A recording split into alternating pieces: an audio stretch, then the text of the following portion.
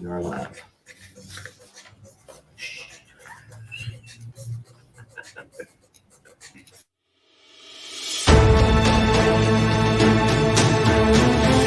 The following is a presentation of Main Street Media, your source for news, sports, and information on Main Street in Middle Tennessee.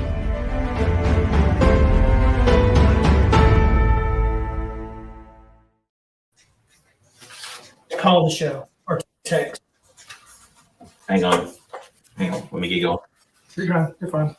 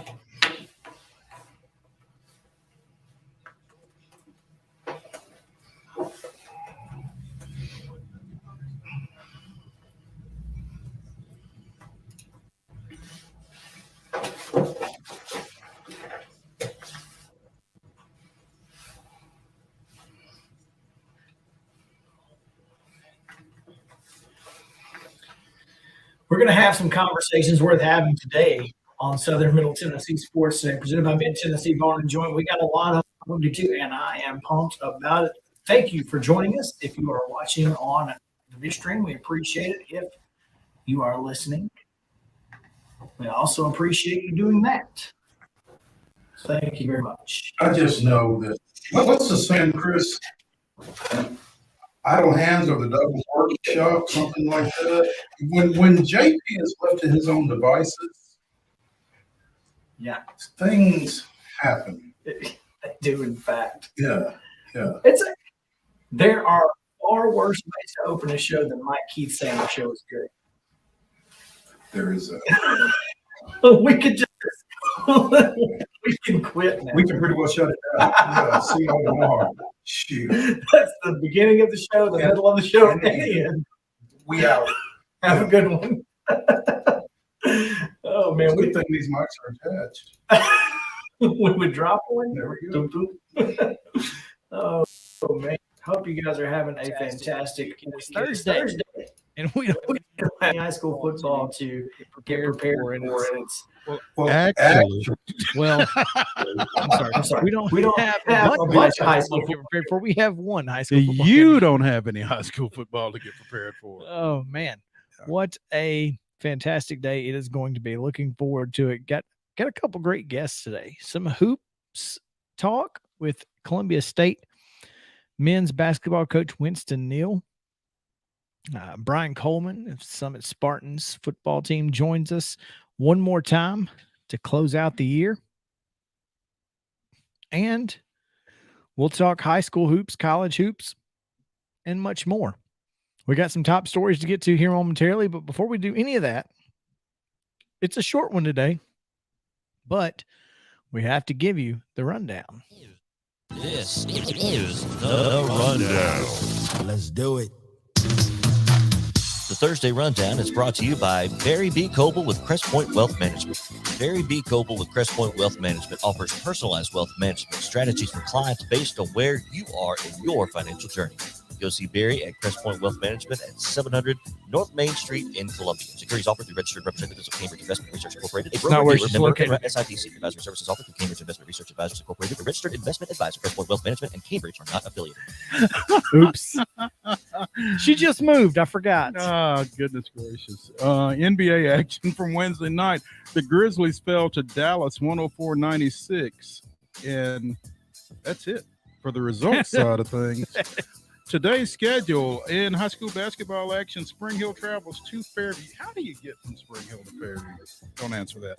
Anyway, doubleheader starting at 6 with the girls. High school wrestling action tonight. Eagleville travels to Spring Hill for a 5:30 start, roughly. Columbia Central, for the second time in 3 nights, will wrestle Marshall County, this time in Lewisburg, starting around 5:30. And at 6 o'clock, Independence is at Blackman. That'll be a good one. That will be a good one. High school football action tonight, Mo. We were just talking about the East-West All-Star Classic is at 7 p.m. That's going to be on the campus of Austin P State University. And if you thought it was tomorrow night, well, it was. Now it's not. It was. Now it ain't. Here we go. In NHL action, the Preds are traveling up to New York to take on the Islanders. It's a 6:30 puck drop on Valley. And Thursday night football, the Steelers are at Minnesota. 7:20 kick on Fox. And NBA, the Grizzlies host the Lake Show.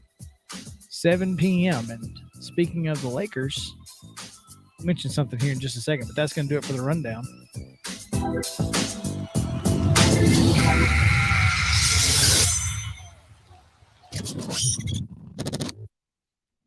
So HBO and the Jeff Pearlman Lakers book about the 80s Lakers is now a HBO series. Starting in March? Starting in March. That's going to be cool. I mean, just if nothing else, the graphics and the just kind of, you know, seeing what it was like in the 80s. I wonder how much, and I would never ask him, but what's the check when your book gets turned into an HBO series? Let's just, and the first thing I thought of was, you know, we don't get into this business for the money, and Jeff didn't get into this business to make money. No, he just so happened to be very good at research and turning facts into consumable digestible content. Mm-hmm. And he's really good at it, and it has turned into a fantastic career for Jeff Pearlman, the former Tennessean sports writer. Might try to get him here. We might need to get him. It's been a while, and really cool that he was that he has been able to turn his abilities into something as cool as that. So anyway, yeah. Other top stories we failed to mention. We may have mentioned it briefly. I'm not sure. I know I had said something to you, but I don't know if we said anything on the show about. I don't know that we discussed it on the show. About Tennessee State great Claude Humphrey, who passed away earlier this month, an NFL Hall of Famer. Yeah. Grew up watching him play for the Falcons when the Falcons were really bad. He and Tommy Nobis were two of the few things worth watching in the red and black back then. But, he was the Dale Murphy and Phil Negro of the Falcons. Yeah. That's a pretty good comp there, actually. But yeah, inducted into the Pro Football Hall of Fame in 2014 after spending 11 seasons with the Falcons and 3 more with the Eagles. Won an NFC championship in 1980.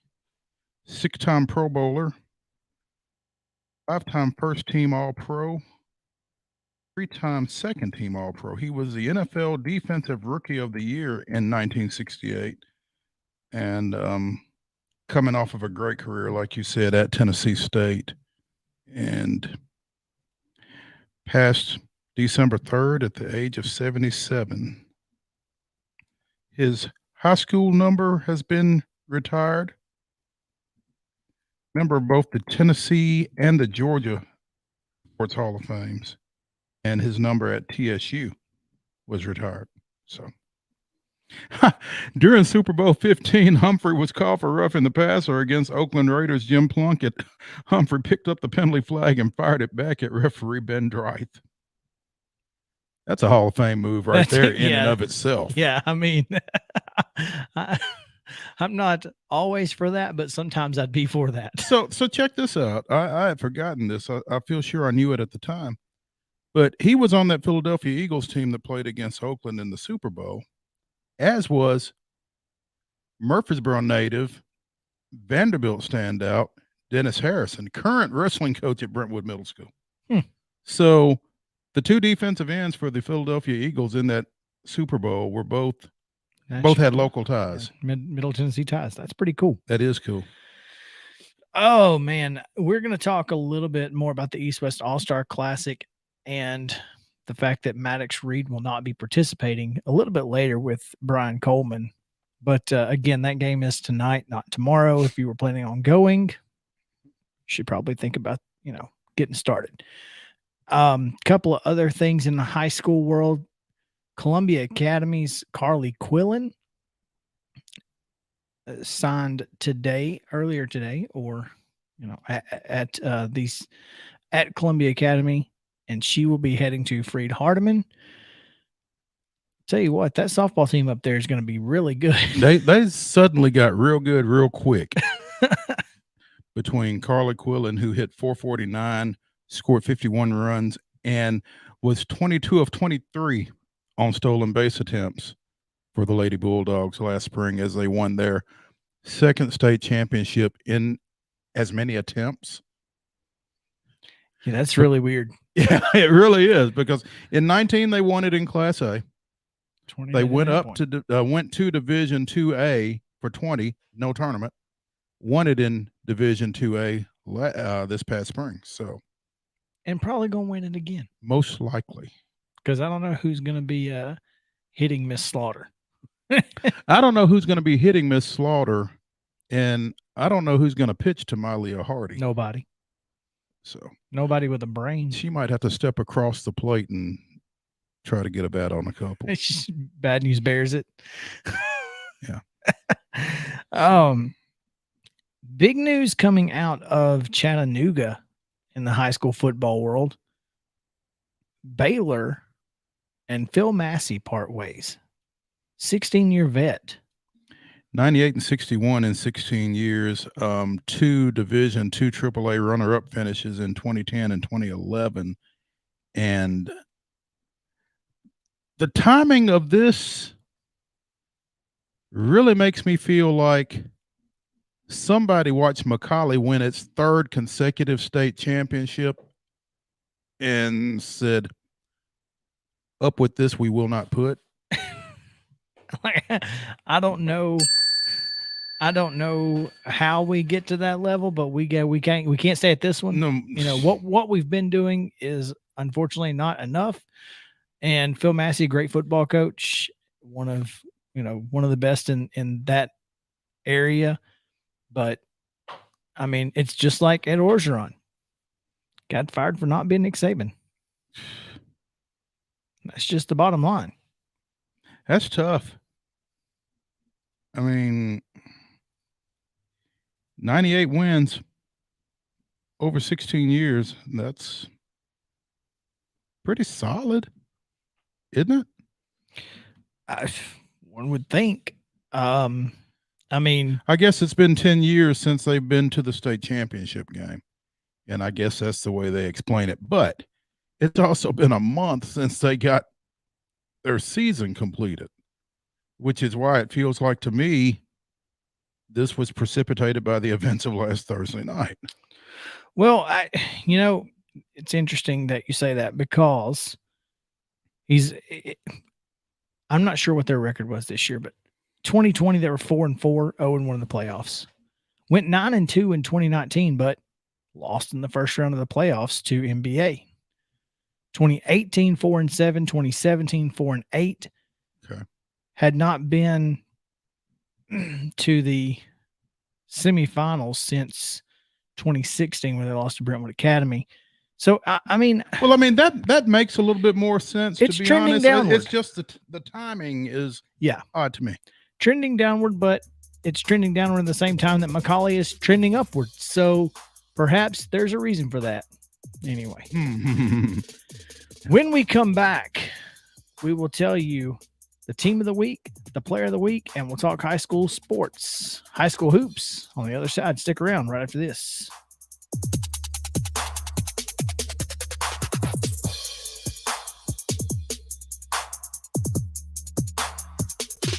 Mid-Tennessee Bone and Joint treats your orthopedic injuries and existing conditions. Our trained physicians will get you back in the game faster. Contact us at 931-381-2663 or www.mtbj.net. Festop Markets is a full-service, family-owned convenience store chain located in 14 locations throughout Middle and West Tennessee. For those in our listening area, you can find them in Columbia, Centerville, Lawrenceburg, Spring Hill, Dixon, and White Bluff. Festop partners with wholesale fuel brands like Shell, Marathon, and Exxon, delivering a consistent customer experience that is fast, friendly, and clean. If it's not already, it will soon become your go-to store to shop in town or on the road. Festop Markets is proud to be keeping you moving in Tennessee. Keep your home as comfortable as possible. If you have any issues with your air conditioner, electrical, or plumbing systems, call Lee Company. Our techs use visual findings and other technology tools to add transparency and clarity. You see what we see, whether we're in a crawl space or on the roof. We're here 24/7, so if you need us, call us. Lee Company. Call 931-548-4448 today or schedule your appointment at leecompany.com. That's leecompany.com. Hey folks, while we take a quick break from the show, I want to tell you about our friends over at Custom Stone Handlers in downtown Columbia. Ned Rich and his team at Custom Stone Handlers believe in leadership. And outside of the military, our greatest leader building platform is sports. Custom Stone Handlers proudly encourages young people to get in the game. You can contact them today at 931-490-4990 or visit CustomStonehandlers.com. Mid-Tennessee Bone and Joint has been the official sports medicine provider for Maury County Schools for more than 40 years. We specialize in orthopedic injuries, and our Ortho Quick walk-in service lets you bypass the ER. Visit us online at www.mtbj.net.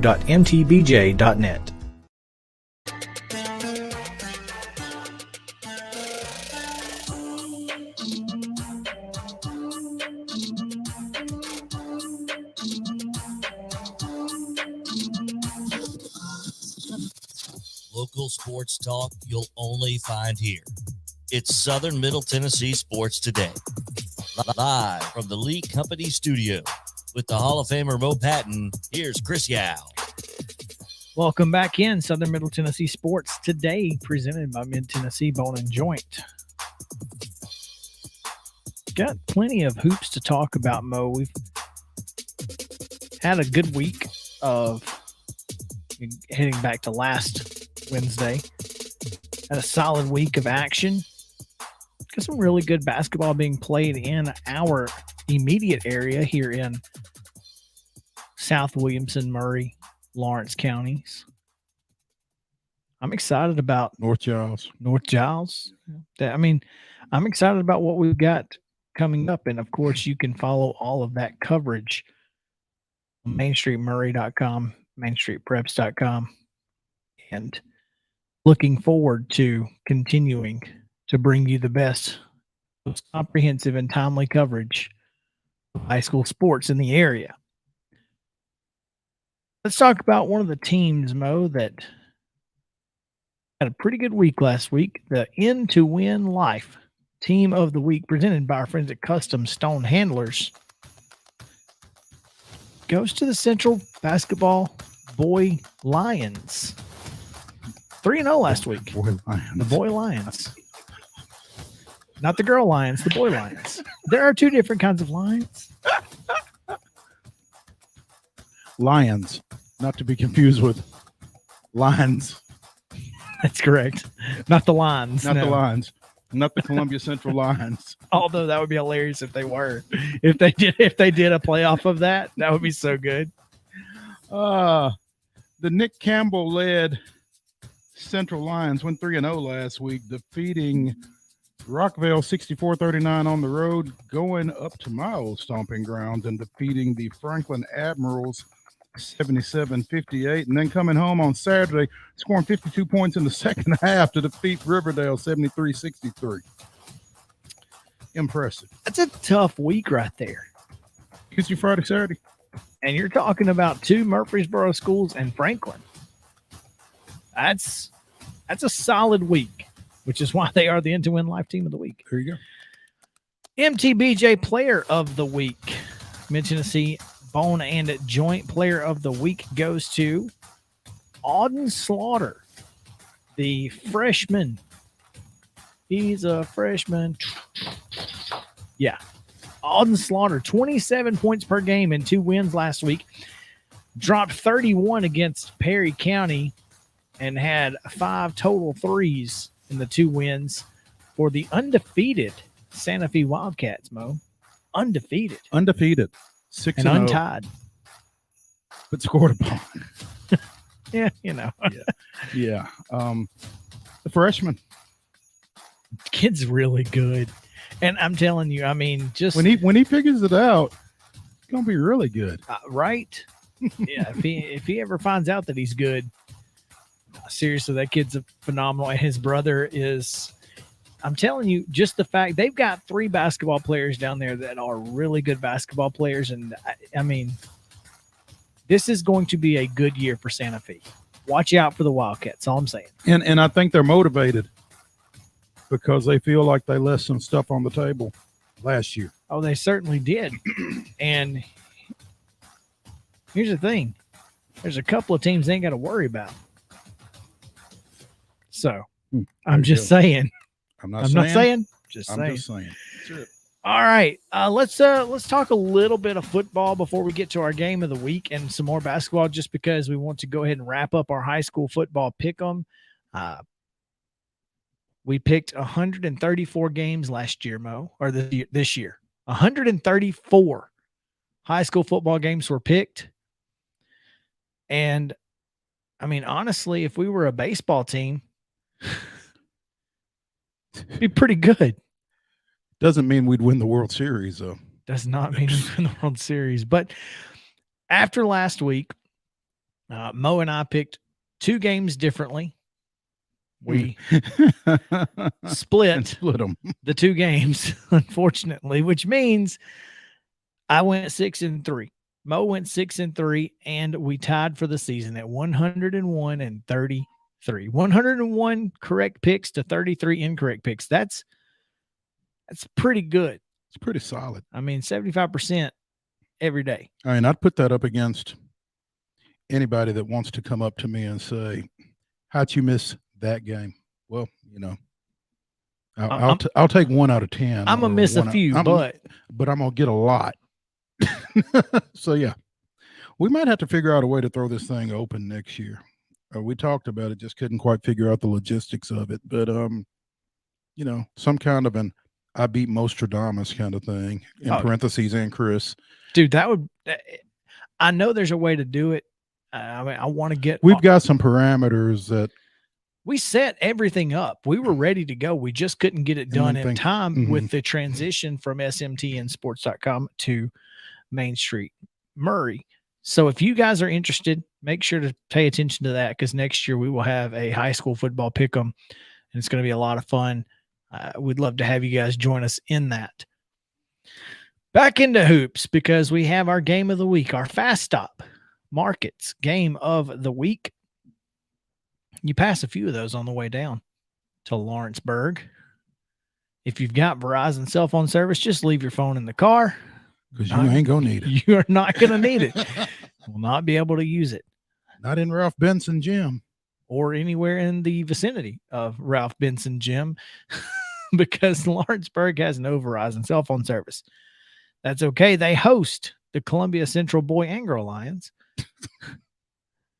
And I'm excited about both these games. I think they're both going to be good basketball games. And here's the positive for Columbia Central is that football game is tonight, which means they will potentially have Q Martin available tomorrow night in Lawrenceburg. So yeah, most likely. I can't see Q not playing if he's available to play. In these all-star games, you might play 3 or 4 series tops. I mean, typically, because they're trying to play everybody. Well, here's the thing. He's hoping to get some run on both sides of the ball. Yeah. Tonight. So, but we'll see how that goes. We're going up there, obviously. And, but yeah, he could be in the house for that Lawrence County game tomorrow night. And this is a team that's coming in at 7-1. Their only loss was to a really good Lebanon team. Meanwhile, look at Lebanon, man, with the high school or the football season they've had, the basketball season they're having. They're loving life right now.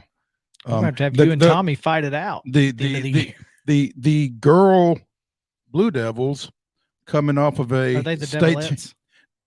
Actually, I think they are. I think they are the Blue Devilettes. Yeah. Coming off of a state championship game appearance last year. Corey Barrett over there doing a great job as well. But we digress. LCHS comes in at 6-0 under their first year coach, Wilson. What's his first name? JP. Oh, Sure. Mark? Not Mark. No, it's not Mark. Hang on a minute. His It has last name is escaped me Wilson. as well. It Yeah, Wilson. I mean, couldn't tell you, but Joseph. That's it. Joseph Wilson. Yeah. So again, Lawrence County 6-0, Columbia Central 7-1. The Girl Lions. I cannot believe you said that, but Well, I mean, you have to 5-3 coming off of a big win over at Lewisburg the other night, 58-19 over Marshall County. Lawrence County's girls coming in at 4-2, coming off an even bigger win against Giles County on Tuesday, down the Bobcats 81-29. So they've put some points up this year. I think they had 95 against somebody. I don't know, but I can tell you this. The girls team has been really good. All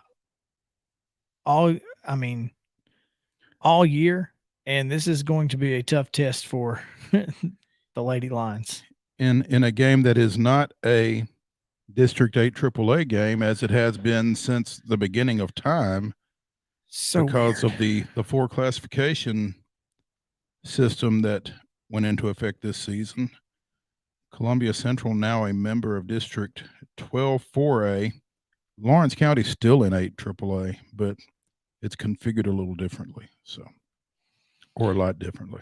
Yeah, that girls team beat Giles County 95-25. Okay. And 81-29. And yeah. I don't think Giles County wants to see them anymore. No, they'll just take it to the house. This is a really good Lawrence County team. I'm looking forward to it, especially this boys game. 7-1, 6-0, both teams coming in hot. This is a rivalry game, if there ever was a rivalry game. And we will have coverage of this game from the one and only LCHS grad Jonathan. Don't hold that against me, and I sure. I can be impartial. I was going to say now. Yeah. Make sure not to wear your. If you're going to wear purple and gold, this would be the perfect night to wear purple. If you're going to wear purple and gold, actually, this is the time. Yeah. I do have both Lawrence County and Columbia Central gear. Wear your Columbia Central shirt and your LCHS hat. Yeah. And be good to go. No, it's going to be fun. I'm looking forward to it. I stopped by and saw them, Lawrence County and Giles County, Tuesday night on my way back into town, just to get a glimpse before I covered them. Lawrence County girls can shoot the 3. That's where they're going to get those big scores. And the Wildcats, really fast paced, a lot more fast paced than what Coach Shane Clark has done, at least recently. Now a lot of guys came back from last year's team, and the Wildcats look pretty good. It's going to be a fun game, and there's obviously some history wrapped into this rivalry beyond just it being Lawrence County and Columbia Central, which is going to be fun. It should be a good crowd. They had a really good crowd Tuesday night. I imagine tomorrow night should be really big. Yeah, I mean, when you've got, and Columbia Central comes in with guys like Jordan Davis, who's been to the CP3 camp, Amari Franklin, Ronnie Bailey, Q Martin, obviously Bubba Perkins. This is a really, really good Columbia Central team, and honestly, I'm not sure if Lawrence County's seen the athleticism that they're going to see tomorrow night. So, well, I tell you, they've got a couple of guys that match up, I think.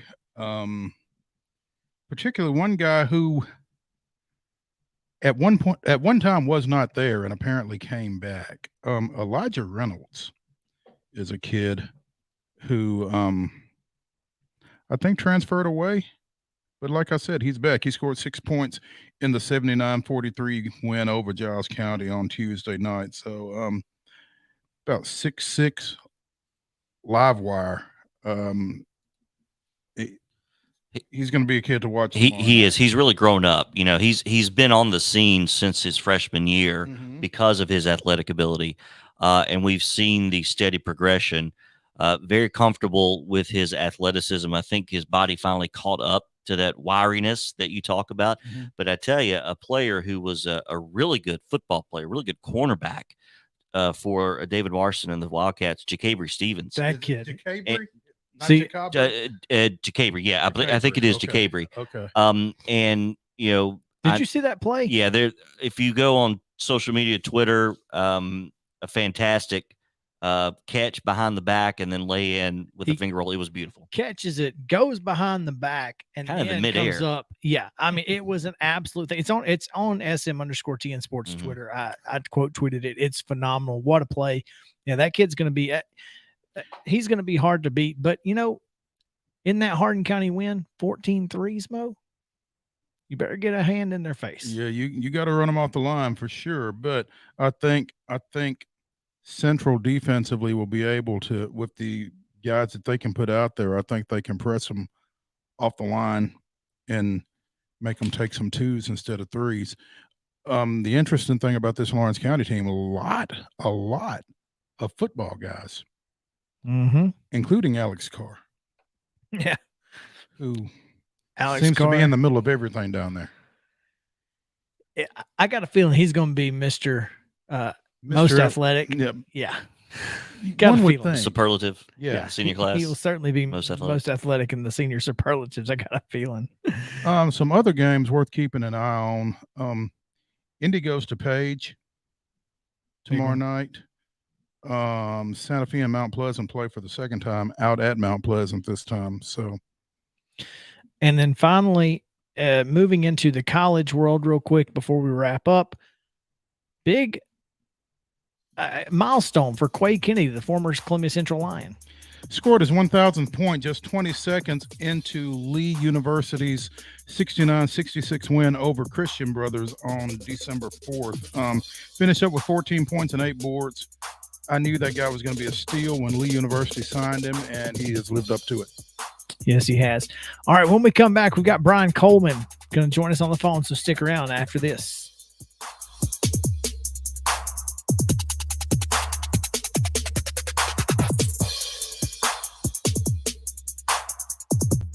Mid-Tennessee Bone and Joint treats your orthopedic injuries and existing conditions. Our trained physicians will get you back in the game faster. Contact us at 931-381-2663 or www.mtbj.net. Festop Markets is a full-service, family-owned convenience store chain located in 14 locations throughout Middle and West Tennessee. For those in our listing area, you can find them in Columbia, Centerville, Lawrenceburg, Spring Hill, Dixon, and White Bluff. Festop partners with wholesale fuel brands like Shell, Marathon, and Exxon, delivering a consistent customer experience that is fast, friendly, and clean. If it's not already, it will soon become your go-to store to shop in town or on the road. Festop Markets is proud to be keeping you moving in Tennessee. Keep your home as comfortable as possible. If you have any issues with your air conditioner, electrical, or plumbing systems, call Lee Company. Our techs use visual findings and other technology tools to add transparency and clarity. You see what we see, whether we're in a crawl space or on the roof. We're here 24/7, so if you need us, call us. Lee Company. Call 931-548-4448 today or schedule your appointment at leecompany.com. That's leecompany.com. Hey folks, while we take a quick break from the show, I want to tell you about our friends over at Custom Stone Handlers in downtown Columbia. Ned Rich and his team at Custom Stone Handlers believe in leadership. And outside of the military, our greatest leader building platform is sports. Custom Stone Handlers proudly encourages young people to get in the game. You can contact them today at 931-490-4990 or visit CustomStonehandlers.com.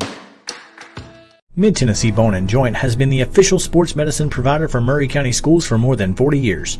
We specialize in orthopedic injuries, and our Ortho Quick walk-in service lets you bypass the ER. Visit us online at www.mtbj.net.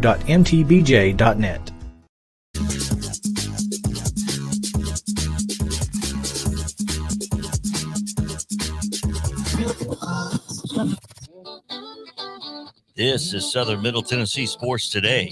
Sports talk like it used to be. You know, like your crazy uncle used to listen to. Only better. Here's Chris and Mo. Welcome back in. I used to be kind of worried about that. That's a little presumptuous to say it's better, but then Mike Keith said it's good, so I'm good. I'm just saying. And that was unsolicited. Unsolicited. It wasn't even on our show. Yeah, It was on it was somebody actually on else's- another It's show. on somebody else's show, which is even better. There you go. Hey, by the way, they're doing a good thing down there too. Oh man, looking forward to wrapping up the high school football season, at least as far as locally is concerned tonight with the East-West All-Star game. I guess the All-American game still to come for one local player, at least two. No. We have just one. I mean, there's some others in Middle Tennessee, Mhm. just not in our coverage area. Right. But looking forward to it. And man, what a great football season it was. Culminated on Saturday night with the Summit Spartans and Oakland Patriots. Great football game.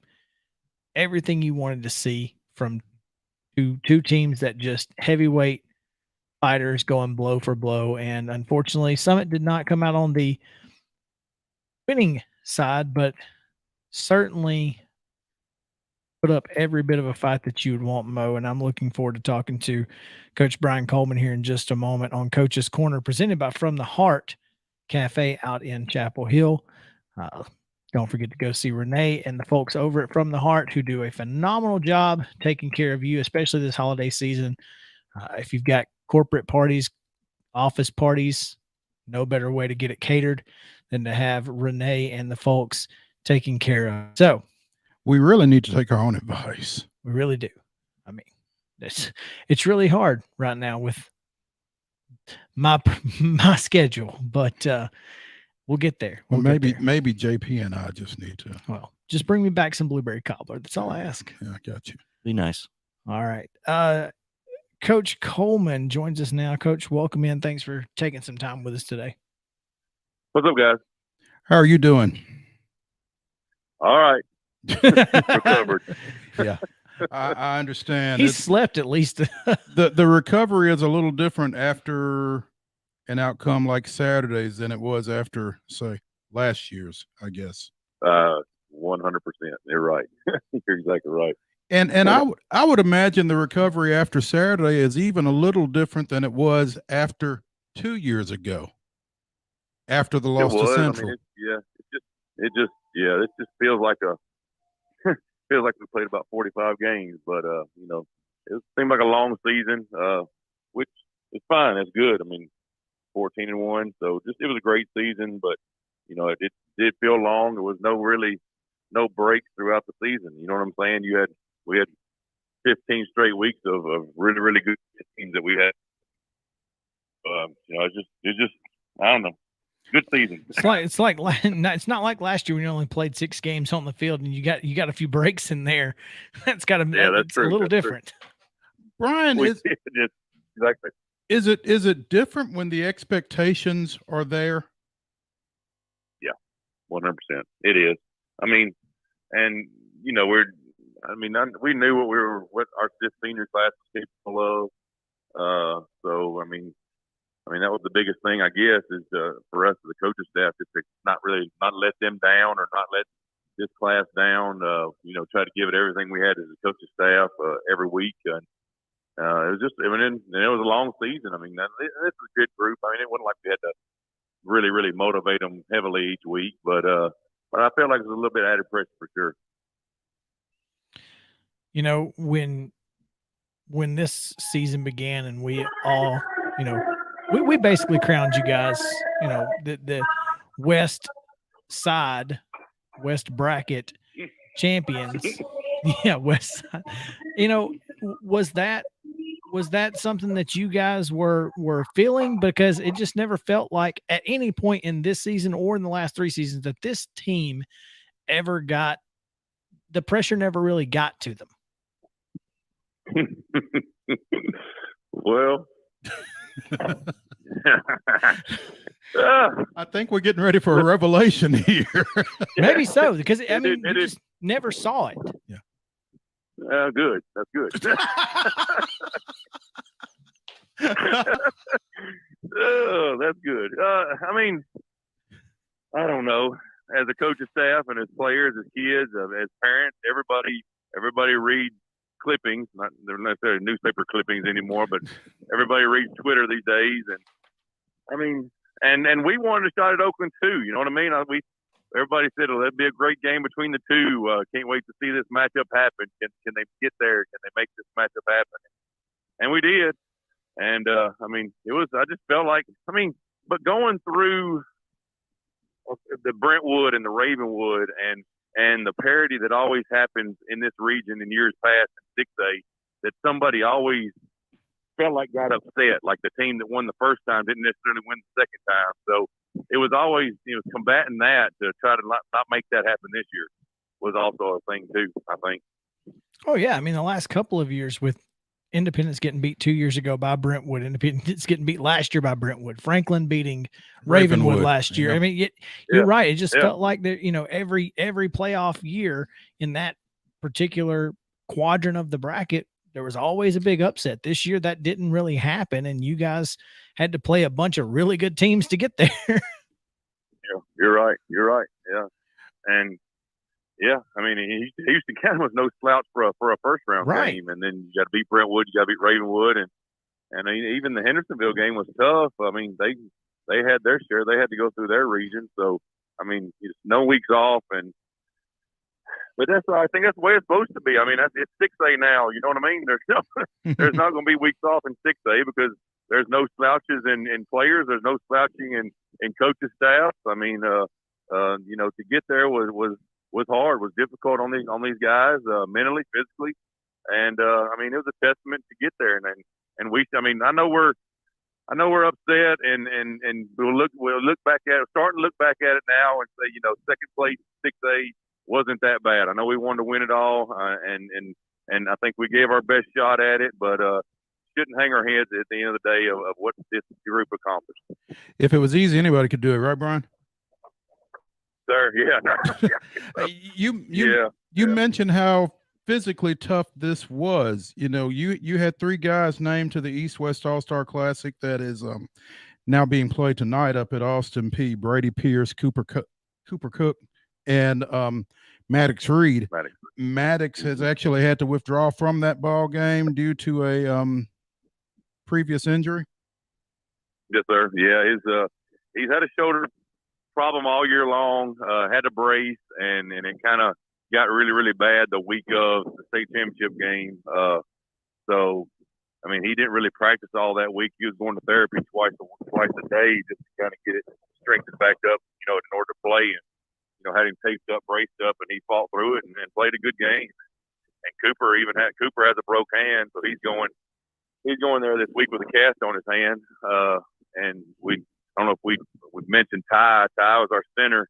He broke his right hand, so he had a softer cast on his right hand, and played through that. As a matter of fact, he did it in the third quarter of the Hendersonville game and practiced all week, kind of limited, but came in a state championship game and played a heck of a game, and every snap was perfect. I mean, with a broke hand. So, and me and you talked about it, Mo, off air. I'm not trying to make excuses, but I want everybody to understand what these kids fought through for the team, for the community, for, everybody that's a Summit Spartan fan, I guess you could say. And I think that's fair, Brian. I think, after the fact, it's not making excuses. It's stating fact. These things happened, and I think that's fair to you and your team to say that, especially the way you framed it. Like you said, these guys were beat up. They could have decided not to play. They tried to go out there and give it their all for the program, for the community, and they're to be commended for that.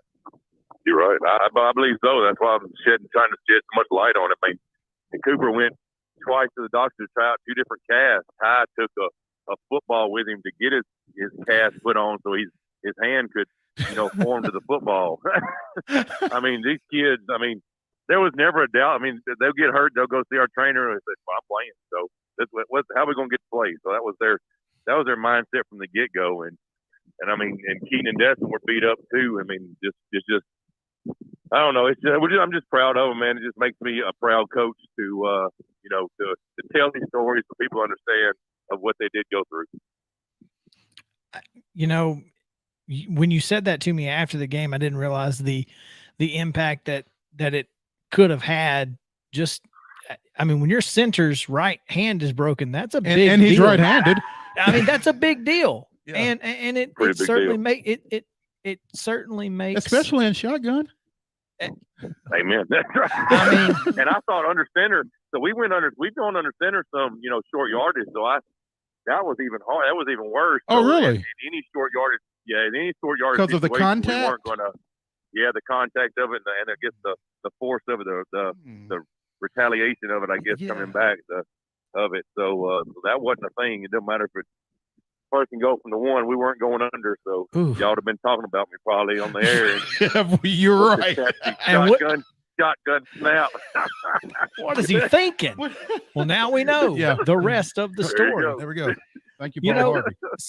Speaking of going under center, when you made the transition 3.5 years ago to Destin Wade as a freshman after your quarterback got hurt from the wing tee to the sling tee. Yeah. And we're already mad at you. We're a little grudgeful of the fact that the first time you used that phrase was not on our show. But sorry. It's a fantastic phrase. And I think it perfectly defines what offense that you run. And I think, I'm just curious how that's going to transition in the future. That's a great question. I guess whoever wins the quarterback battle next year, but I think, and partial because it's us and it's us, our coaches, that this offense I think morphed into something pretty cool. I mean, you got a wing tee based offensive line going. We can still spread it out and go 2x2, go 3x1. And I mean, just the different reads we got off of it too is pretty unique. Just about every coach we play, they're like, man, that's pretty neat. How y'all doing so and so, and that's just talking to a bunch of coaches. I mean, I've talked to so many coaches. What do you think about this? What do you think about that? And I think we've culminated into something pretty cool or hard to defend. So I think a lot of it we're going to keep. I mean, just because that's our identity, and I know we know how to call that, and we know how to run that type of offense. So I think regardless of who does get the job, I think it's still going to be quite a bit similar. The thing that I would suggest, and who am I? What do I know? But the one thing you don't have in this offense, or at least that I never saw, and maybe you just didn't need to use it, was like a wing back trap, right? With everybody flowing to the left and then getting it back to that wing back going, in the trap. If you added that out of the shotgun, oh my gosh, are you kidding me? We had that, but people kept chasing that down. People would practice that so much. As soon as that wing back vacated that area, they would just start chasing it down. Yeah. I mean, we had run that double handoff for years. We called it the scissors play. We had run that. That was an old school wing tee. Run that double handoff, and heck, and you get to play in Hendersonville and Oakland, and there it is. Still running it. So yeah, and there it is. So I mean, it's still a mainstay in a lot of people's offense. Some people call it a Sally. Just different kind of things like that. But we got away from it. We had made it where it wasn't a double handoff. It was actually a quarterback keeper counter where the tight end and tackle pull. So we had that. It just didn't look the same. Gotcha. Well, I was just thinking, boy, it'd be cool if you fake the pitch to Keaton and then a little shovel pass to the wing back going the other way would have been just crazy. Because Chris wants to be your offensive coordinator, No, Brian, and you can come and write some stories for Main Street Murray. I thought it would have been cool. That's all I'm saying. Now, let me tell you also something that shovel passes look really good in the NFL and college, but shovel passes are sometimes pretty ugly in high school football. No doubt. Brian Coleman. That rusher coming. You've got to have that rusher coming upfield, and that doesn't happen all the time in high school football. Coach, thank you so much. We appreciate it. We'll be back after this. Stick around.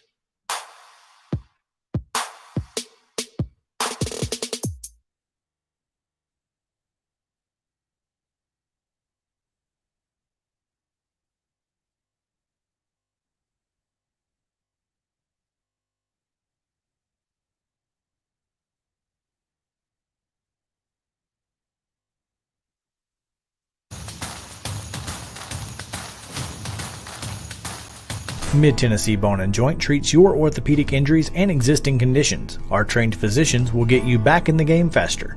Contact us at 931-381-2663 or www.mtbj.net. Festop Markets is a full-service, family-owned convenience store chain located in 14 locations throughout Middle and West Tennessee. For those in our listening area, you can find them in Columbia, Centerville, Lawrenceburg, Spring Hill, Dixon, and White Bluff. Festop partners with wholesale fuel brands like Shell, Marathon, and Exxon, delivering a consistent customer experience that is fast, friendly, and clean. If it's not already, it will soon become your go-to store to shop in town or on the road. Festop Markets is proud to be keeping you moving in Tennessee. Keep your home as comfortable as possible. If you have any issues with your air conditioner, electrical, or plumbing systems, call Lee Company. Our techs use visual findings and other technology tools to add transparency and clarity. You see what we see, whether we're in a crawl space or on the roof.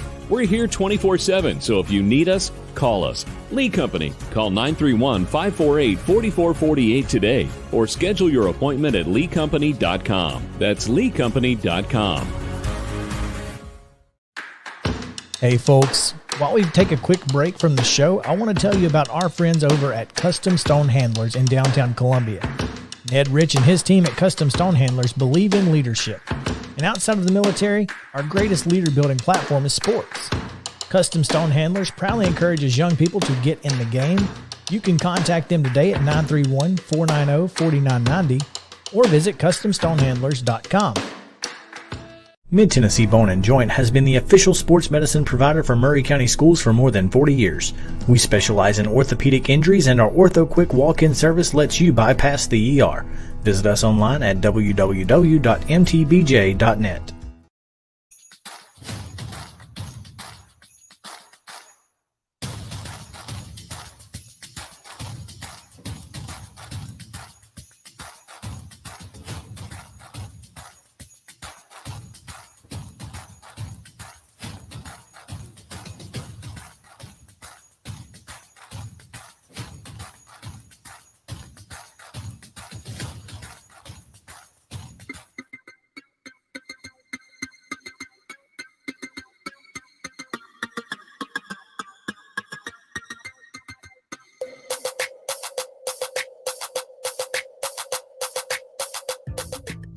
Let me say something else too about Mo Pat. Mo has done it all. I mean, he's covered the Titans, he's covered the Vols, he's done high school. He's a fantastic writer. He's now actually hosting a talk show every day in Columbia that is outstanding.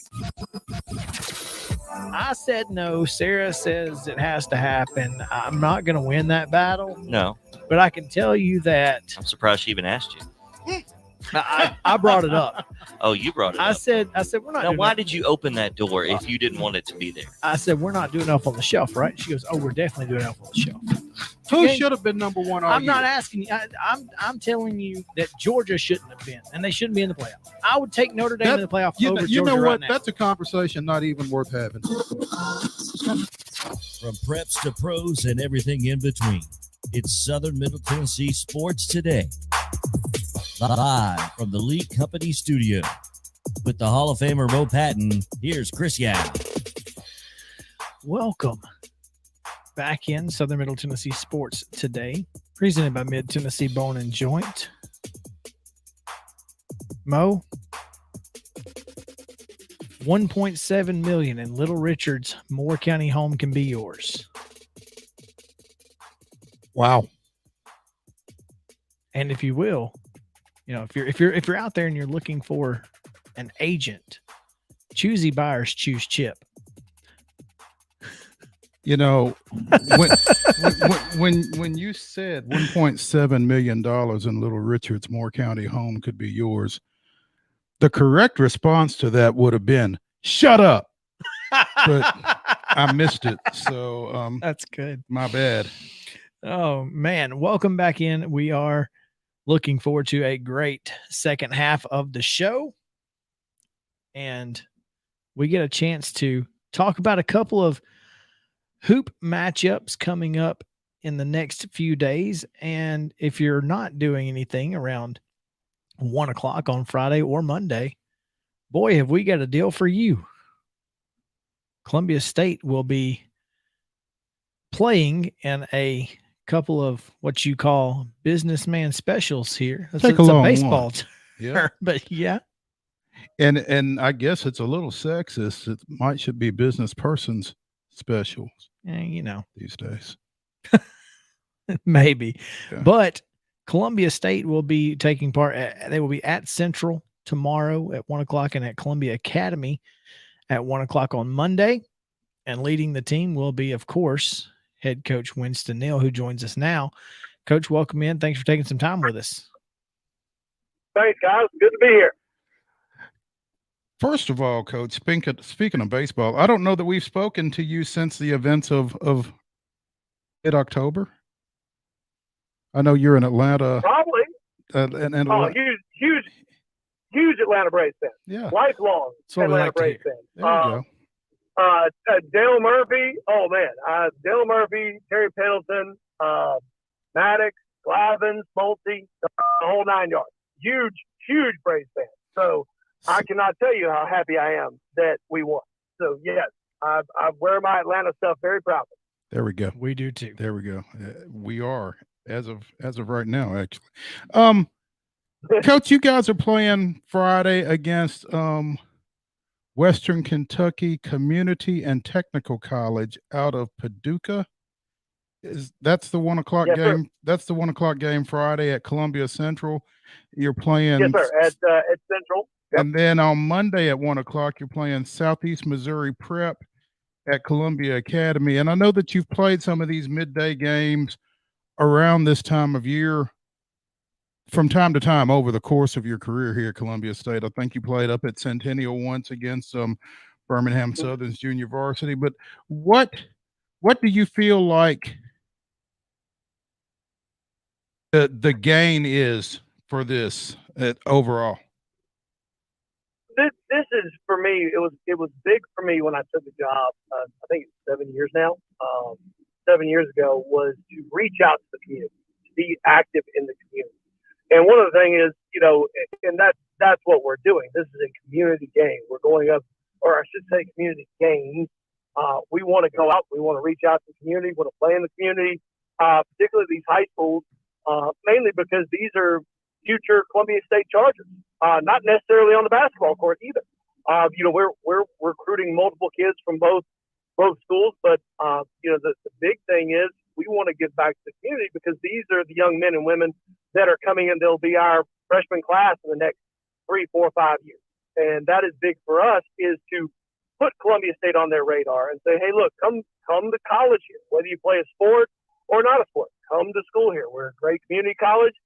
You can get your 2-year degree here and then move on to Tennessee, Vanderbilt, Belmont, Lipscomb. We just want to get the word out that, hey, Columbia State is here. We're open. We're back on campus. We want everybody in the community to come to Columbia State once they graduate high school. When you are building that fan base within these schools, I know, I guess it was last year, maybe year before, I'm not sure, when they played at Spring Hill Middle. That's right. That was a lot of fun, and I enjoyed watching that game. And nobody got the chance to see you guys last year, so this is an opportunity to kind of reintroduce your team to this community after not being able to be in the gym with you last year. Oh, you're exactly right, and it's been funny because we've had some really great crowds of 200-300 people in our stands so far this year. I mean, we have. There have been games where we've packed it out, and it's just nice being back, being able to get back out in front of folks instead of being everybody watching online. They can see us in person because we do have a good team. We do have some very talented players. We are getting better every single day. We are trying to make another run at a conference championship. We're trying to put ourselves in a position to play for a national championship.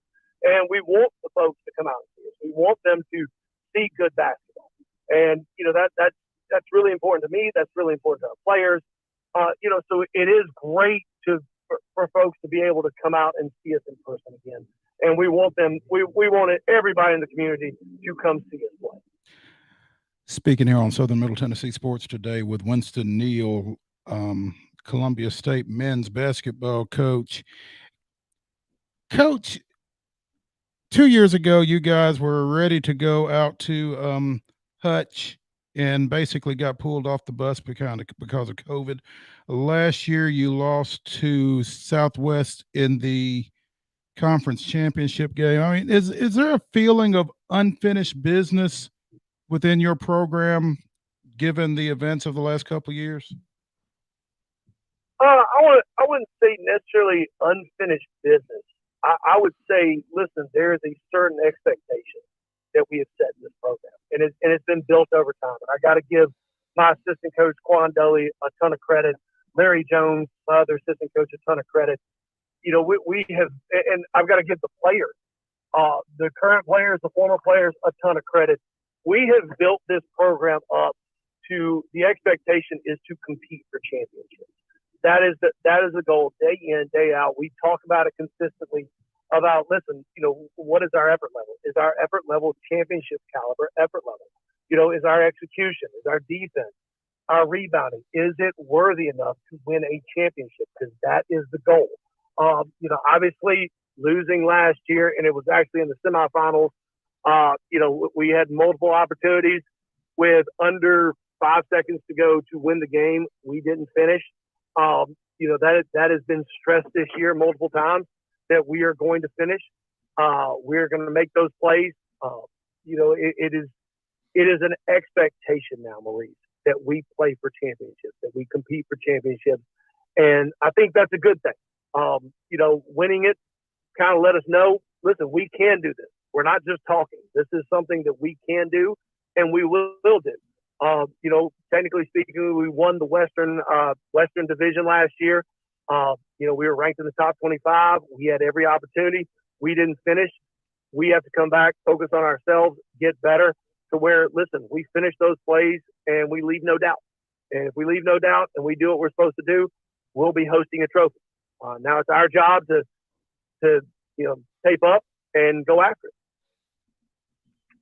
it. Coach, you know, this is a team that has a lot of expectation, as you said, and you have set that. How do you feel at this point this team has met those expectations, or have they? To be very honest with you, it's been, you start realizing that we are as many returners as we bring back, and we bring back a ton of guys. We are still learning. We are still growing.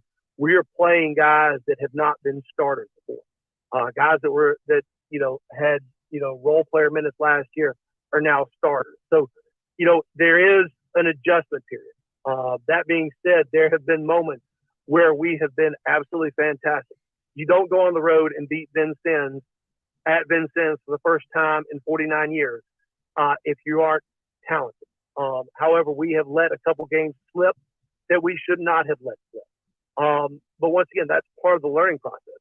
Now, we have been through a ton so far this year, and if you'd told me all the stuff we were going to go through and told me that we were going to be 8-2 going into, you know, the final week of the first semester and 5-1 in conference, I would have taken it in a heartbeat. You know, I've got to give the credit to all of our guys. You know, we have been through a lot. We have learned, we have grown, and we have still found a way to win some games that we probably shouldn't have won. You know, so once again, I see progress. I see guys getting better. That is one of the things I've been stressing this week is these next 3 games, we're not going to overlook anybody. We have to finish strong. We're still building. We're building for the spring semester. We're hoping to get multiple guys back spring semester that'll just add to our depth, add to our talent level, add to our size, our scoring ability. You know, so we've got to continue to build. But right now I'm happy. But I think there's a ton of room for growth because I see the talent. There are times where we look absolutely amazing. We look like a team that can compete for not only for a conference championship, but for a national championship. And then there are times where I'm pulling my hair out and there's some more gray ones coming in. So, you know, once again, that's part of coaching. That's part of learning. That's part of the growth process of a team. But right now I'm very happy. But we continue to still have to get better. We still have to build because you don't win championships in December. You win championships in March. And that's what we're building for. One of the things your team does really well, you guys hold your opponents to about 35% from the floor. Defensively, this team seems to have some, I guess, some tenacity, some intensity. Is that something that that's something you really want to see out of this group? That is something that we preach on a daily basis, is defense and rebounding. We want to be the best defensive team in the country. We want to be the best rebounding team in the country, because if you can do those two things, you give yourself a chance to win every single night. Defense and rebounding travel. No matter where you go, whether it's out to, Harriman, Tennessee, or Hutchinson, Kansas, defense and rebounding travel. So if we want a chance to compete, we want a chance to win championships, we have to be great defensively. Ironically, right now, I feel like we are a step behind where we were last year.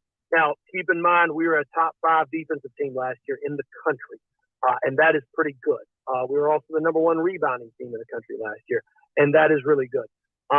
We aren't. This team currently is not there yet. I do see sparks. I do see stuff that I say we can do it, but we're still learning how to be great defensively and how to dominate on the glass. Once again, Coach Winston Neal of Columbia State men's basketball here on Southern Middle Tennessee Sports Today. They will be playing at Columbia Central High School tomorrow at 1 p.m. and again at Columbia Academy on Monday at 1 p.m. And I believe we will be doing our show from that Columbia Academy game. So it's going to be a lot of fun. We'll be in the rafters for that one and looking forward to it. Coach, thanks for taking some time with us today. We appreciate it and looking forward to watching this team throughout the rest of the year. Yes, sir. Thank y'all for having me. I look forward to seeing y'all on Monday. All right. Go Braves. Thanks, fellas. All right. When we come back, we got some college football to talk about. A lot of random stuff happened yesterday. So some news to get to. We'll do that when we come back on Southern Middle Tennessee Sports Today. Stick around with us.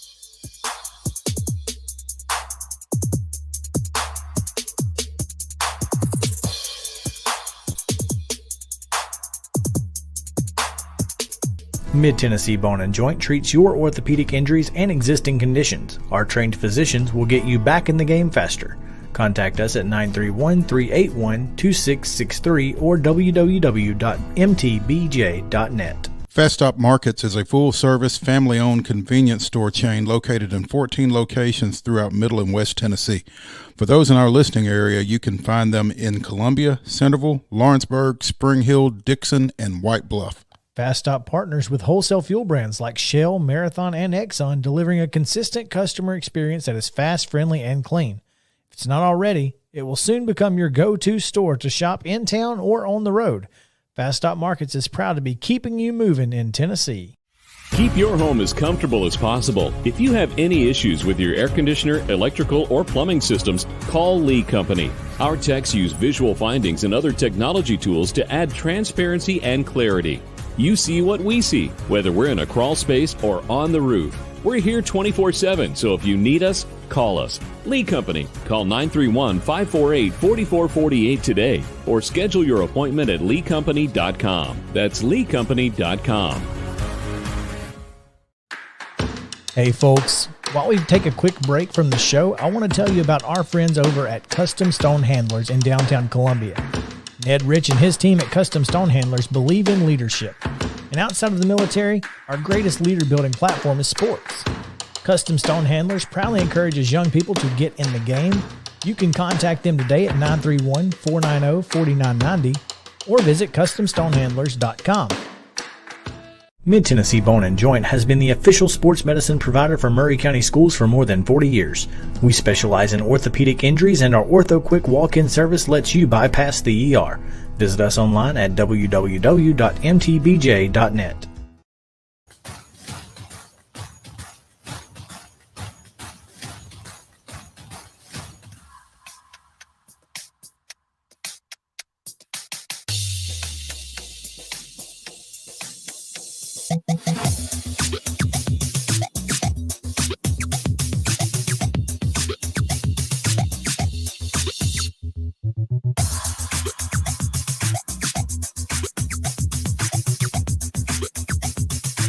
The sports talk show you've always wanted.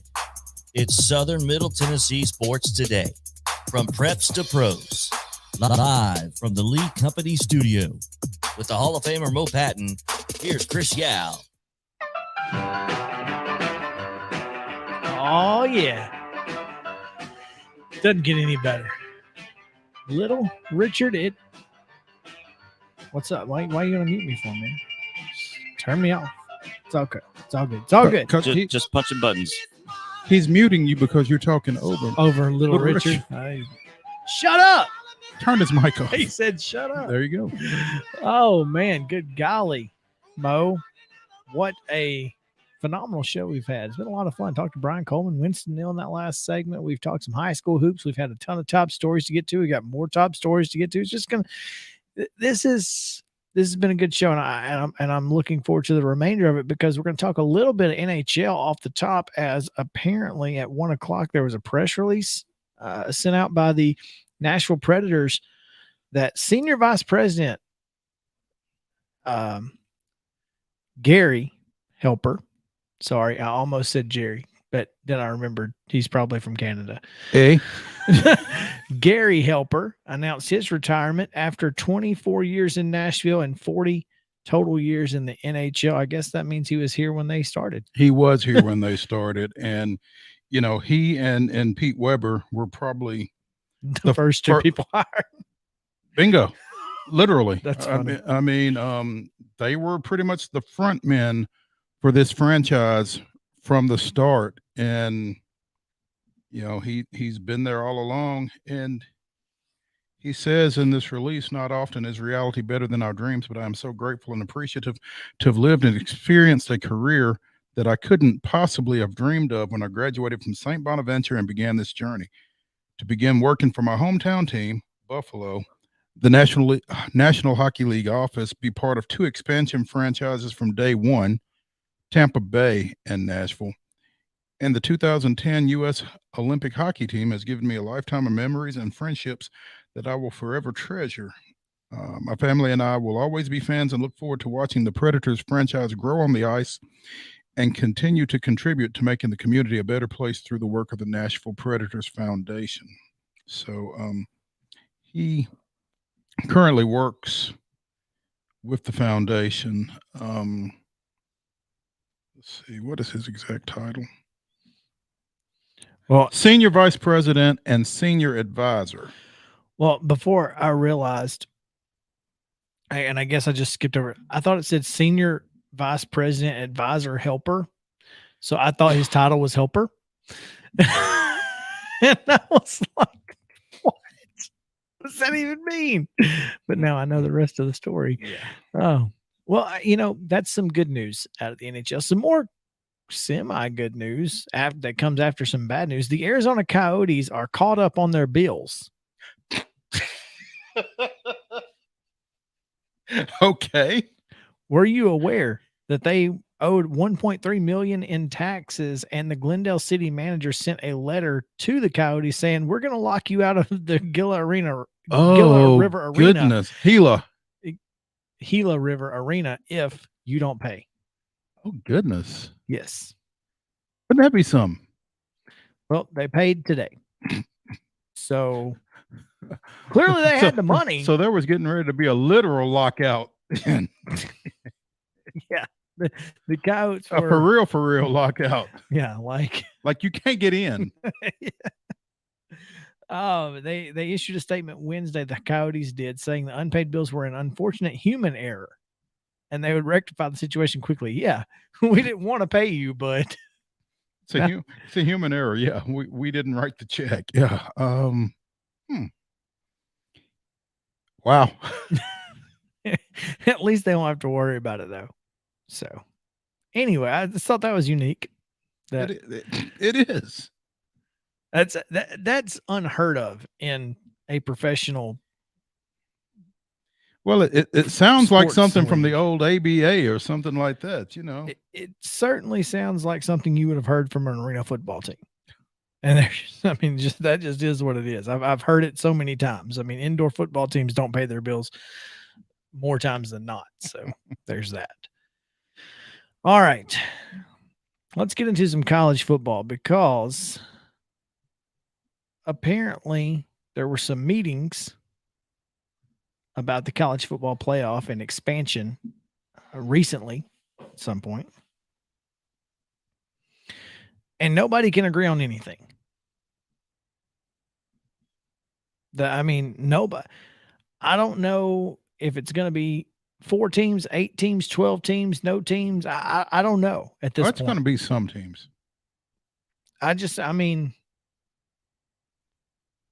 They're not going to get everyone to agree on everything, but one would think that, and I guess the number of teams is the number one thing. That's the one thing you've got to get right. Everybody's got to agree that we've got to. I don't know that everybody is going to agree on the number of teams even. Though. Well, they will at least vote to approve it. Well, yeah. At some point. I mean, they're gonna come to a decision. Well, yeah, but there's a difference in coming to a decision and coming to an agreement. Well, that's fair. I don't, because at some point somebody's going to have to say, this is what we're doing. This is how we're going to do this. And not everybody's going to like it. When is this contract up? Is it 2024? I believe so. So we've got 3 years remaining on this 14 playoff. Mm-hmm. And from there, where do they go? Where should they go? Because you were mentioning yesterday how the more you think about it, the more 12 teams. I think 12 makes sense because that allows you to incentivize a top 4 finish. It also allows you your group of 5 entrants so that they don't feel so snubbed. You know, it allows Notre Dame, even though they're not in the conference and shouldn't be. And BYU, who also not in the conference and probably would have been in the playoffs this year otherwise. Well, they're about to be, though. Well, that's true. They're moving to the Big 12. But they would have been. I'm saying if there were a 12. Mm-hmm. They would have been in the top 12, yeah. Probably. So I think 12. I think 12 is the most equitable for the most programs. And the incentivization. Yes, and the incentive to be a top 4 team with the bye mm-hmm. is huge. Yeah. Well, and I don't know. Look, there's a tweet from Stuart Mandel that I don't know if this is just him being goofy or what. Because I mean, obviously, it could be. See, he's saying 26. Maybe we wait till 26. I don't know. Anyway, the ACC wants 8. SEC will only do 4 or 12. Big 10, Pac-12 want AQs for the Power 5 and 1 for the Group of 5. Group of 5 says, heck no.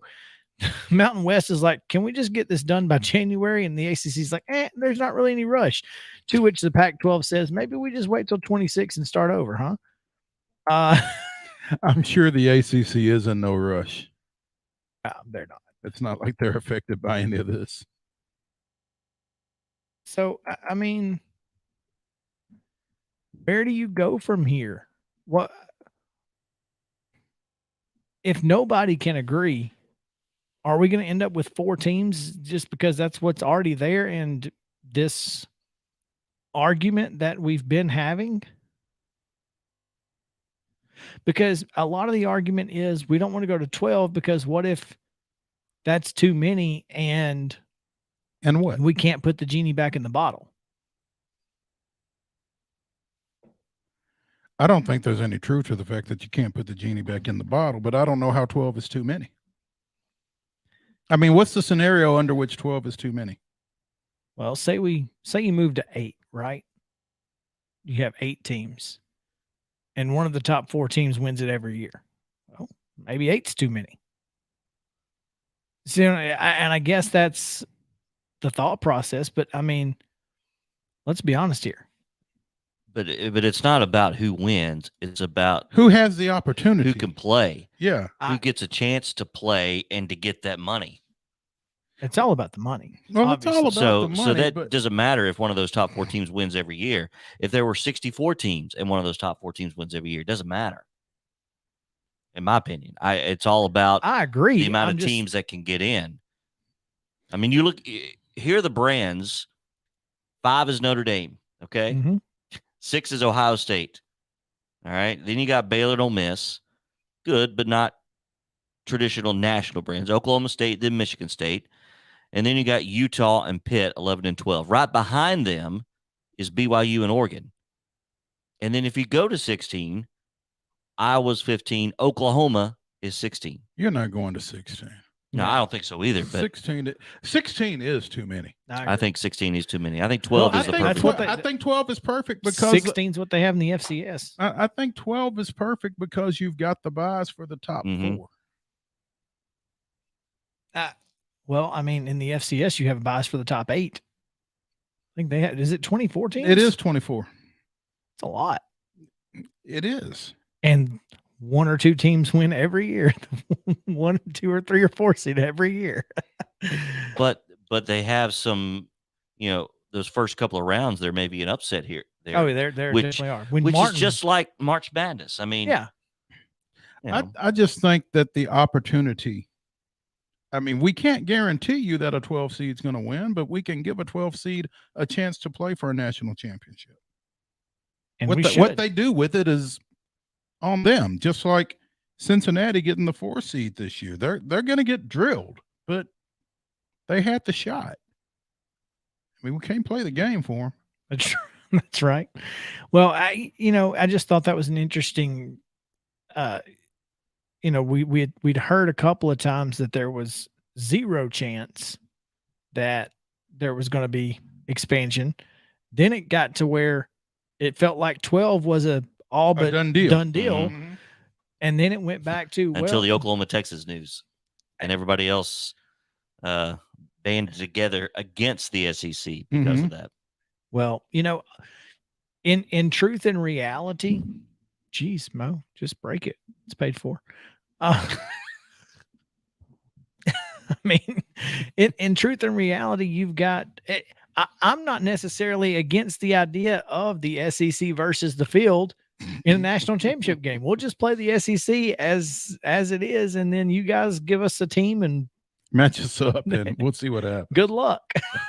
I mean, it's what it is anyway. Essentially, give us 4 SEC teams and 8 of everybody else, and we'll see if we can get 2 to the finals. I mean, I guess that's what they're scared of. That's what the SEC wants 12 teams because the more opportunities, the more teams they're going to get in. They're going to get 3 in out of 12 at least every year. What's it look like? Am I not wrong? Right. Well, this year you've got Alabama, Georgia already in, and Ole Miss. So you would get 3 in the top 12. Jeez, could you imagine Ole Miss going to the college football playoff? At least it wouldn't be a home game. Thank goodness. Can you imagine somebody having to come to the Grove in a postseason situation? Would they play Baylor in that situation? No, they would host Oklahoma State. So they would. As the 8th seed, assuming first 4 get a bye, and 12 those, travels to so 5. Those first round games are going to be home games then? Yes, I would think so. Be at home. Yeah. Okay. Yeah, in that scenario, real quickly, Pittsburgh at Notre Dame. It would be Utah. Ooh, that would be fun. Utah at Ohio State. Not a bad one either. Michigan State at Baylor, and then Oklahoma State at Ole Miss. Give me 12 teams this year. Mm-hmm. I mean, if those were the New Year's 6 matchups, I'd watch every one of those. Every one of them. Yeah. Gundy versus Kiffin? Are you kidding me? Please. I'm here for that. Yeah. That's why, again, as we said yesterday with the bowl games, or Monday, no such thing as too much college football. No. Especially when you're talking about the top 15 teams in the country. And if there is, don't watch. These guys are essentially professionals anyway. Why Why are we trying to coddle them like they're not? Why are we trying to pretend like they're not? Because we're at some point, the NCAA has to stop pretending, right? Good luck with that. We'll talk about some of their NIL issues. Apparently, there's a report out detailing some potential Concerns in the name, image, and likeness. So stick around. We'll talk about it on the other side of the break right here on Southern Middle Tennessee Sports Today.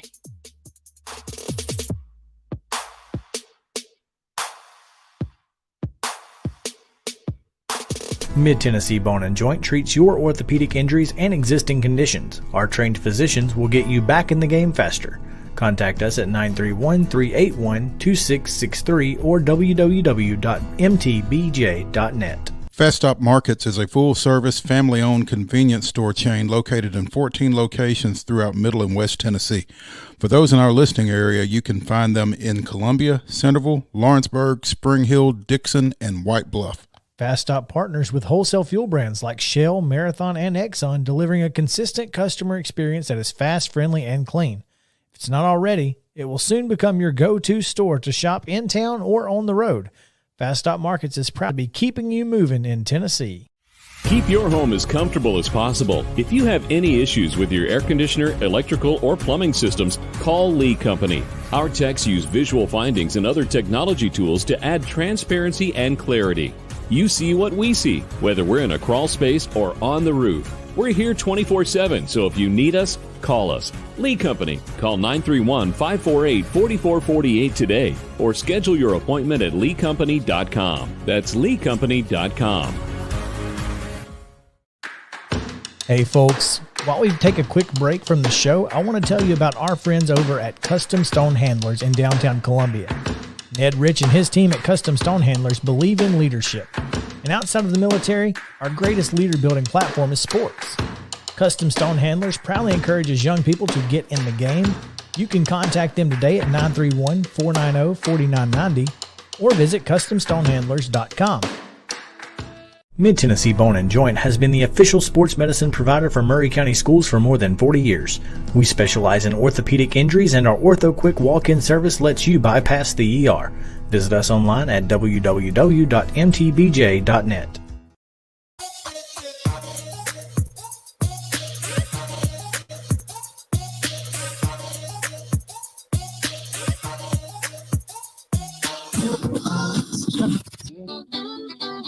This is Southern Middle Tennessee Sports Today.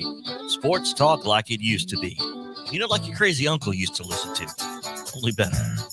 Here's Chris and Mo. Welcome back in Southern Middle Tennessee Sports Today, presented by Mid-Tennessee Bone and Joint. Valleys are low. Mo, the college football landscape changed drastically when the NIL went into effect. One of the positives coming out of that, EA Sports planning to launch its college football video game in the summer of 2023. That's the hope, they say. The hope. 2023. And EA Sports college football. Oof. Probably the biggest moneymaker that company had for many, many years. So I'm looking forward to it. They will be able to pay the players for their name, image, and likeness to use them. They may or may not. They may decide, we'll just use randomly generated players, but I can't imagine that's going to be the case. But Tim Shepard, a Big 12 reporter, says one of his sources has A&M, Texas A&M, Oklahoma, and Florida among the first schools undergoing investigation due to NIL rules being broken, supposedly. I don't even know what the rules are. What would the rule be that they broke? I wonder. I guess the only thing is the school cannot facilitate a deal. I mean, what I would do is I would have some of my PR and marketing students hooked up with the football players to facilitate those deals. And then you've got, you've got 2 students getting some real world experience. Be interesting. Is every school going to be investigated at some point?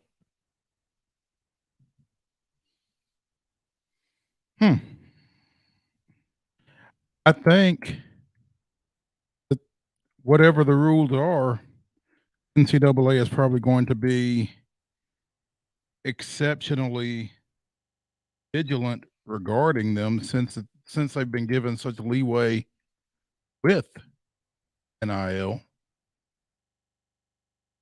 I mean, you guys are printing money as it is. I mean, why can't you do what you need to do within the framework of what's legal? Yeah. Darren Heitner, who is, per his Twitter bio, sports entertainment and IP lawyer at Heitner Legal, and teaches sports law at the University of Florida.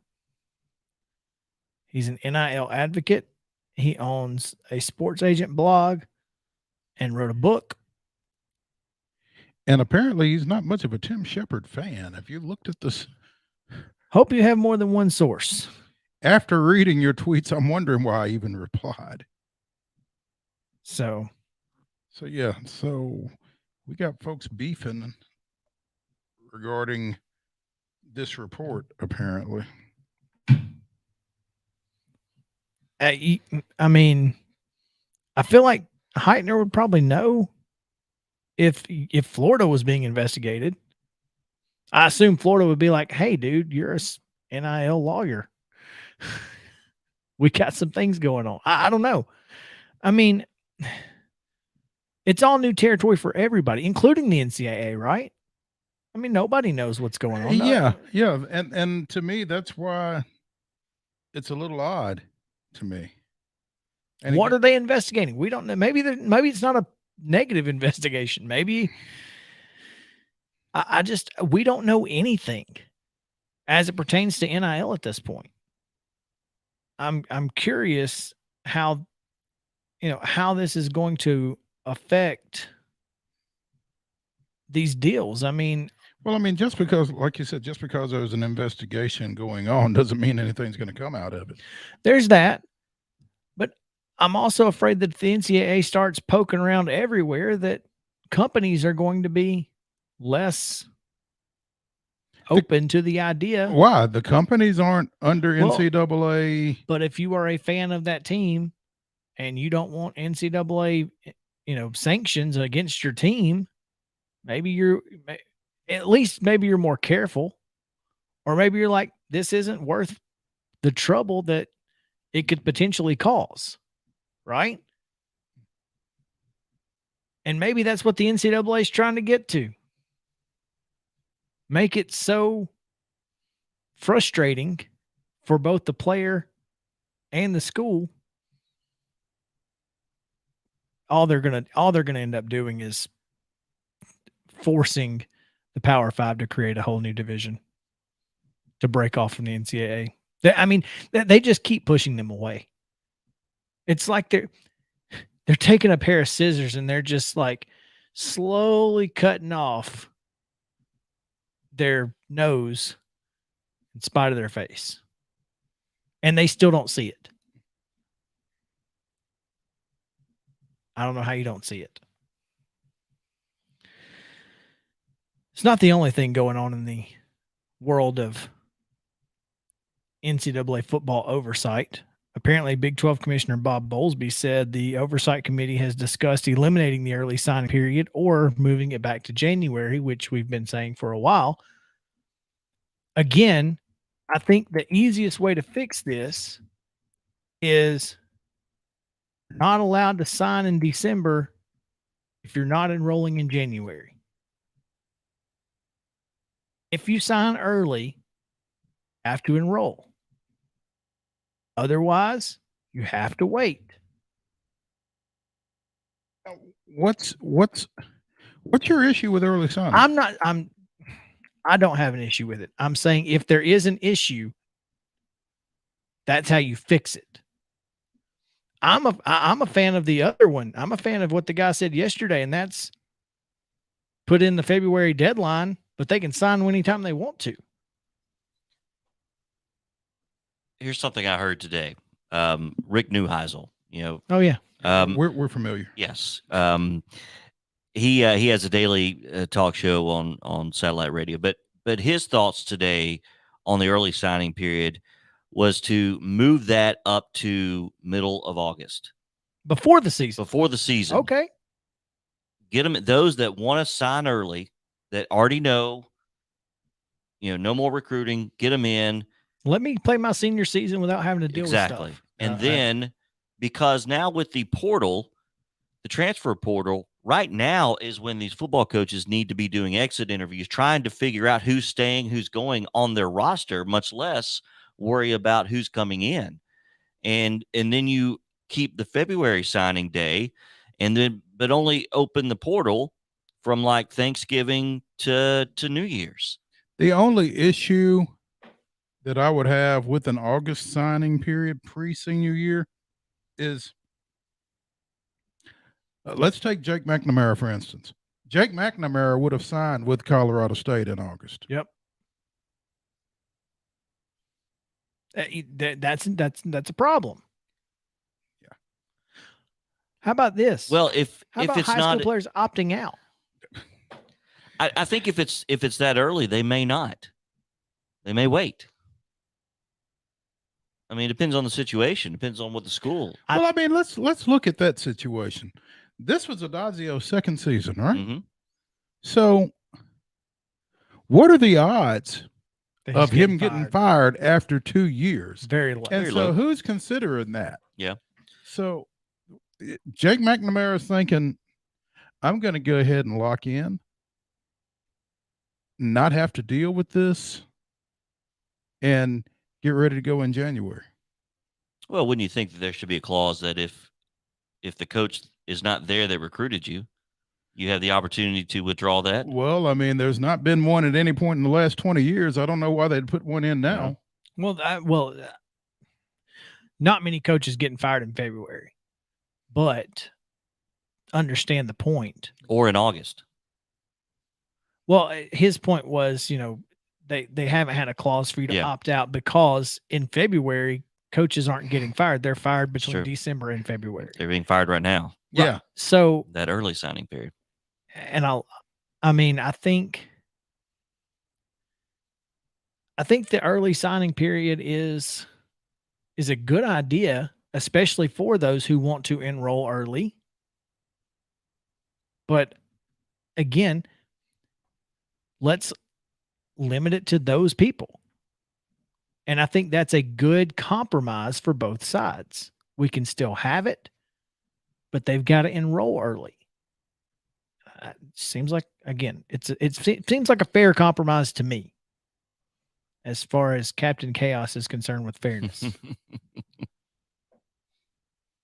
I think it is good news, though, that the Oversight Committee is at least acknowledging this and open to potentially adjusting.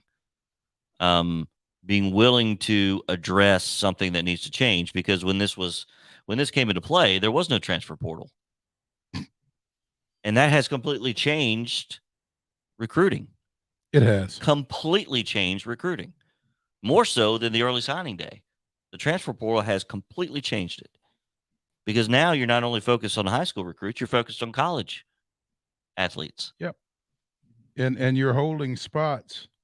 Yeah. Trying to balance the transfer two guys, just to make sure that you aren't full in case somebody comes out into the portal. It's a constant game of chance. I don't envy these college coaches outside of their paychecks. Right. I mean, they're getting paid, heftily for these challenges. So I don't feel bad for them, but it's a difficult position. At least the money's going up with the challenges, right? Yeah. in most places. I mean, that's what they say, that your paycheck should adequately resemble your Yeah. stress level. Don't like that, then go coach at a smaller school that pays less. Less stress level. That's what some could say. Dennis Dodd tweeted that Mark Emmert said the NCAA is investigating a number of schools for NIL violations. That was tweeted yesterday. Do they even have to cooperate with the NCAA on this stuff? Like, I mean, it's a private contract between a private individual and a private company. I don't know what they have to do, but I know what the folks at Oklahoma State would tell you. Do not cooperate. Don't if they find it, they find it. Don't help them with anything. They really screwed the pooch on that. Yeah. The NCAA, they just absolutely screwed the pooch on that, man. Well, college football is an ever revolving door of goofiness, especially at this level. At the FBS level, the Power 5 level, it just gets nuts. And it's only going to get crazier. Everything with NIL is new. The college football playoff is technically new. I mean, we had a 10-year contract to do what we're doing, but it certainly seems like everything is changing. And the more things change, the more they stay the same, I guess. But because the NCAA isn't keeping their nose out of it. Well, that's their job. How much time we got? A minute. What you got? Brentwood Academy graduate, former Vanderbilt player Mike Mcintyre has been named the football coach at Florida International, replacing Butch Davis. Spent the last 2 years as defensive coordinator at Memphis, previously head coach at San Jose State and at Colorado, both of which places he won National Head Coach of the Year awards. So he's also National Assistant Coach of the Year at Duke back in 2009. So, son of former Vanderbilt coach George McIntyre. Back at it. That's going to do it for your Thursday edition. Come back tomorrow. It's Friday and the weekend. For Mo Patton and JP Plant, I'm Chris Yao saying have a great day. Stay cool, Columbia.